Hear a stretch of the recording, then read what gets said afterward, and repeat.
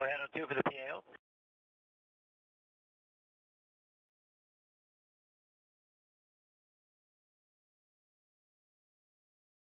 Yep, Mike, just letting you know we're ready for you in the gem. We'll be ready for an on-time start. And just to clarify your question before, you'll be talking on the...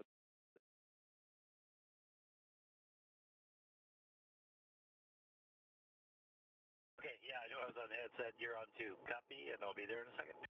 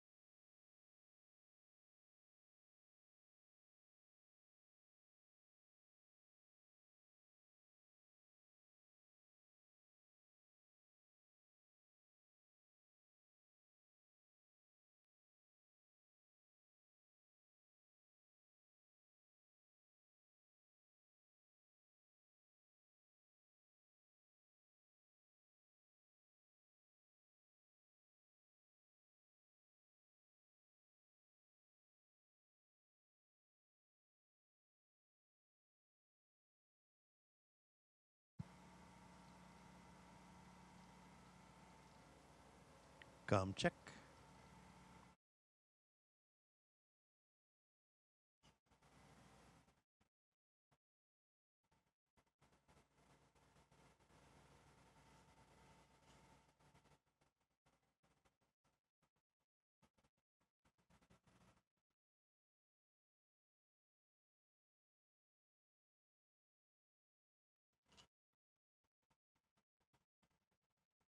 And on 2 for the PAO. I know there was some work going on in here. Just checking that the camera view is still good.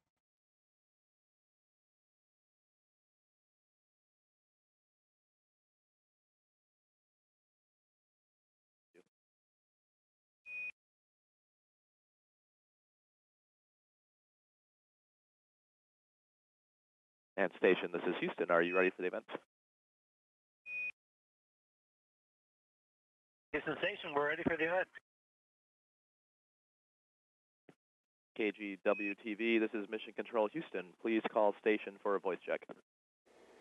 Station, this is Devin Haskins from KGW TV. How do you hear me? Devin Haskins from KGW TV. I got you loud and clear. How me from the station? You sound great from here. Okay, you sound great as well. I'm ready for the event. I do hear a lot of static in the background there, but it seems to be mitigating, and I understand you perfectly. Sounds good. If we're good to go, then I'll just jump right into it. Michael, you were interested in astronomy and space at an early age. I'm kind of curious to know, when you got into it, did it meet those expectations? Well, yeah, and more. I think it's important to note I was interested in a lot of things at an early age, that being marine biology and astronomy and telescope building and chemistry. And I think a lot of people in the local area know about the Oregon Museum of Science and Industry. I kind of grew up as an OMSI kid, and I was able to explore some of those areas as a kid, actually, doing some of the camps and doing some of the activities at OMSI. So that actually had a lot to do with kind of nurturing those broad interests. And when you look at broad interests, there's no place that brings those all together like the space program does, like NASA has done for me. So, yeah, I would say it has met and exceeded all of my expectations. This mission right now, you guys just launched earlier this month, and you'll be there for about 6 months. Talk about the work that you're going to be doing while up at the International Space Station. Yeah, well, first and foremost, the International Station is a science laboratory. It's a very vibrant and humming science laboratory.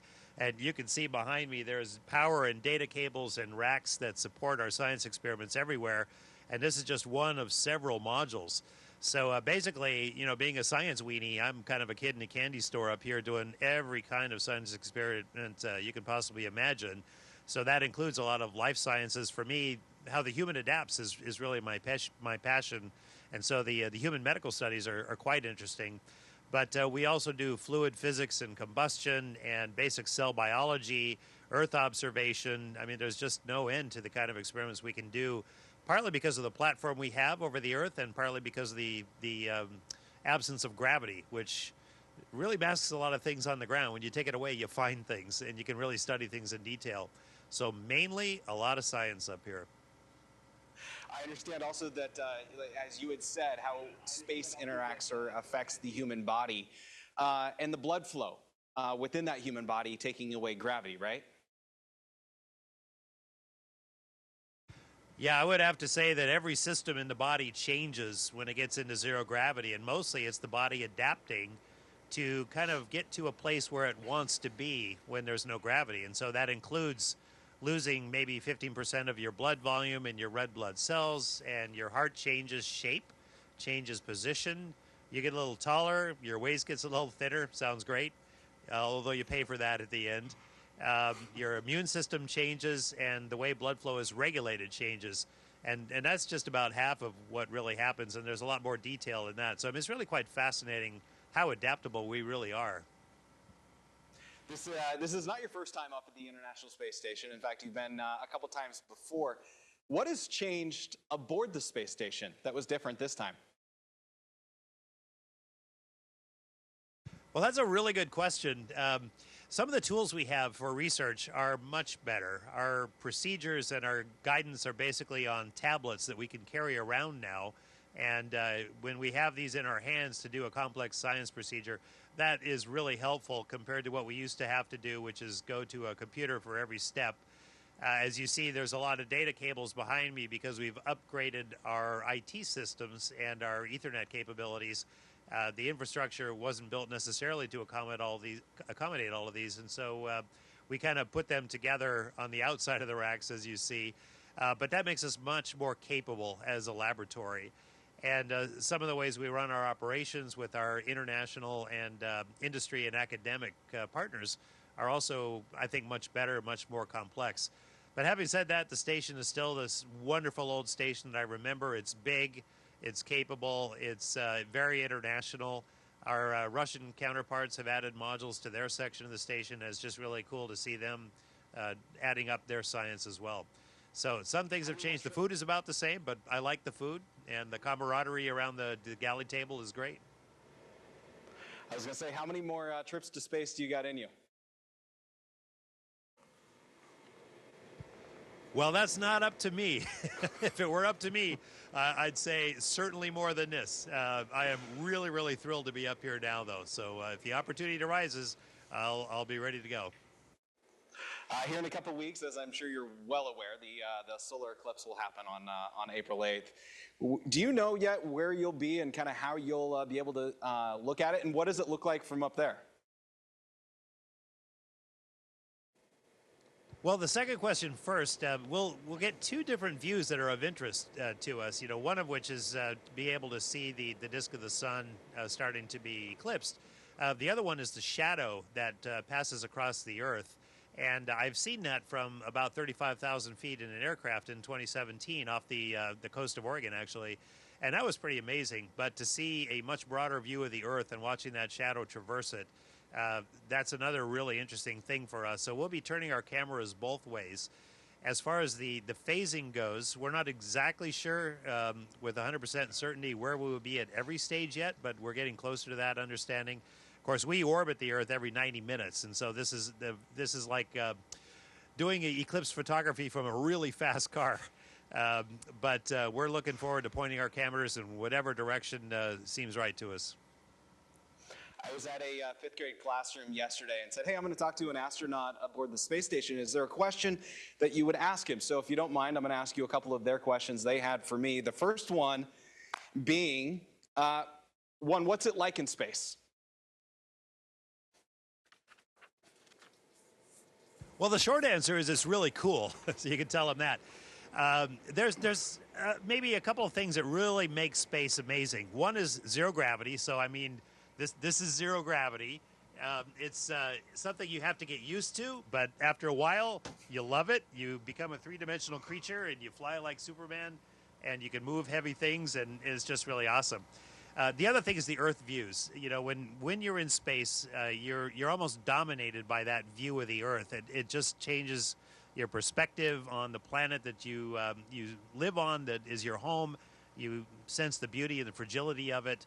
That is a large living reality of what space is really like for us. And you're in a small-ish enclosure.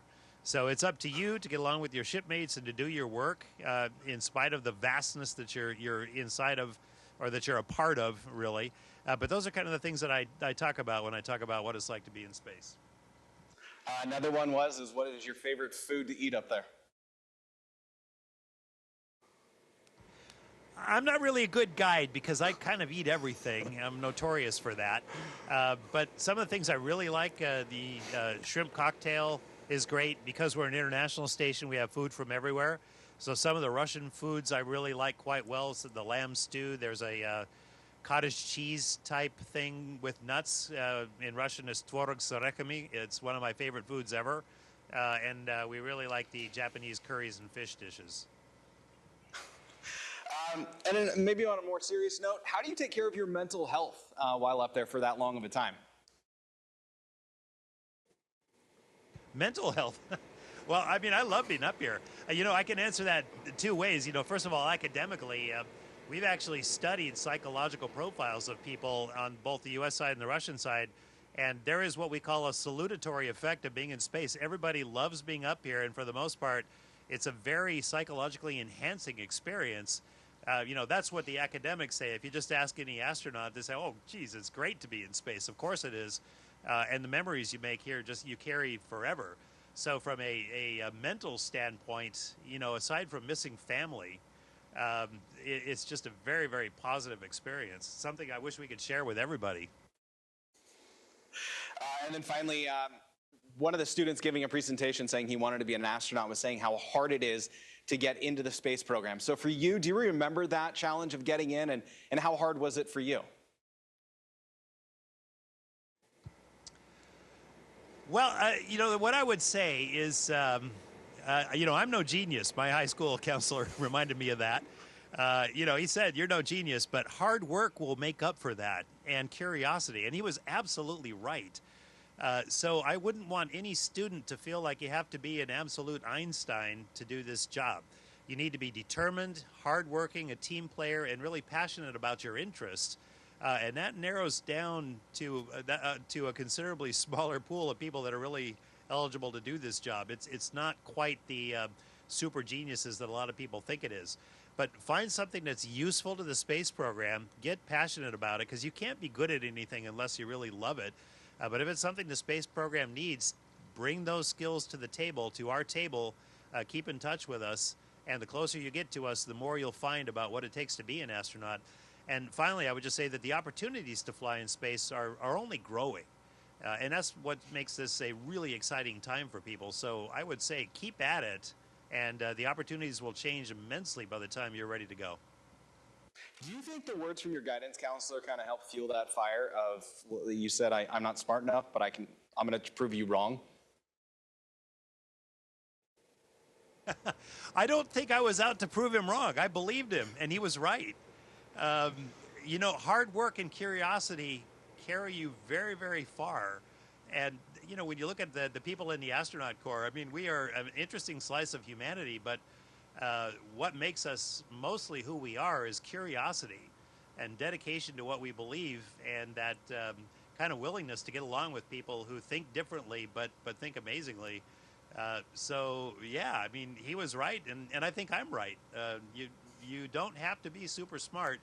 You have to be smart enough, and it has to be something that's useful to us, but be determined and be passionate about what you love. And that's how I got here. You're up there with a couple of first-timers. So what do you offer them having that experience of being up there before, but also what do they offer you for being a first-timer?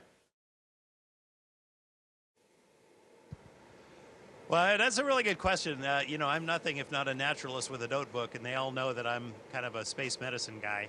I have 3 first-timers up here, and one of my joys is actually to watch others go through this adaptation process. And that's both physical, medical, mental, behavioral. And I really enjoy that. I've tried to pass on as many pearls as I could to make the process a little bit easier. But everybody's lived experience is a little bit different. Having said that, everybody goes through common gates of adaptation. And you watch them become three-dimensional creatures that can navigate between modules. And to me, that is absolutely one of my joys. And sitting around the galley table at night, well, nobody sits up here, floating around the galley table at night, sharing those stories is just one of my absolute delights up here.